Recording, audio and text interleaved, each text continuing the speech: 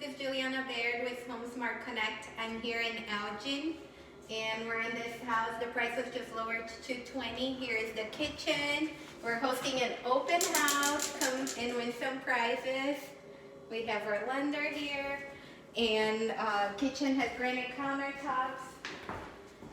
Laundry room is down here. It does have a 2-car garage, fenced backyard. Price is $220, so it's cheaper than rent. Also, it's right by 90, the expressway, so if you need to go anywhere, you're in a great location. Restaurants, grocery stores.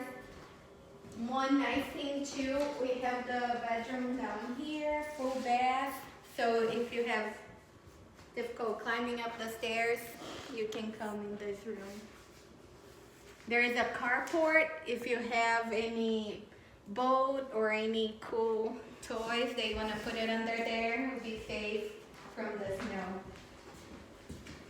Tile floor by the entrance so you won't damage the floor with all the snow. New carpet, freshly painted. And up here are the 3 bedrooms. This one's the smaller one. You could use it for an office, closet, your YouTube studio. Then here is a full bath. We have 2 bedrooms here.